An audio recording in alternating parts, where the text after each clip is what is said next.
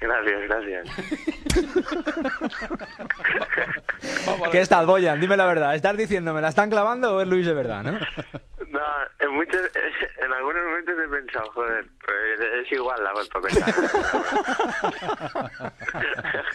No, es que no, usted sabe que yo tal, y yo se lo dije, y entonces por ahí vamos, pero yo, mire, en Italia es muy importante una cosa: quien va piano va lontano. Ahí. El tema y tal. Bueno, Boyan, oye, pues nada, que vaya muy bien la cosa. Al final de estos 2 años, porque en principio es cesión de 2 años, regreso al Barcelona, ¿no? ¿Te lo planteas o no?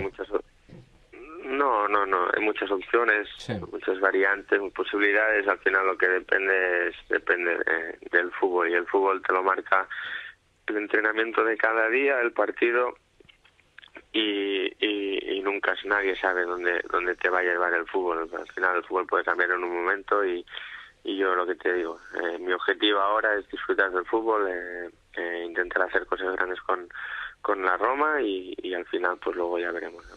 Alca, déjame una última curiosidad. Dale. Boyan, a día de hoy, cuando mañana, por ejemplo, veas a Totti en el vestuario, ¿cómo es la relación? Chao, Francesco, tal, ¿qué pasa, mamonazo, pum, pum? ¿O buongiorno y se acabó?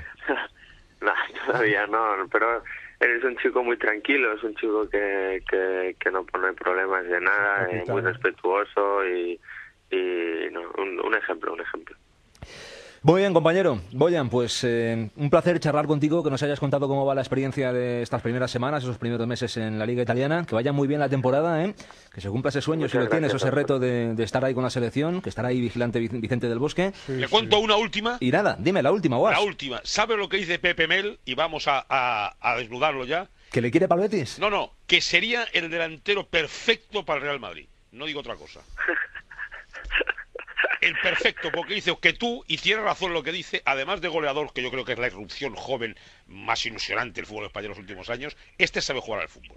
O sea, no es el delantero que la empuja, y dice, este chico que viene, recibe, abre y cae, al Madrid le vendría perfecto. Por lo tanto, querido, mándame un poder, que yo lo haré con Florentino.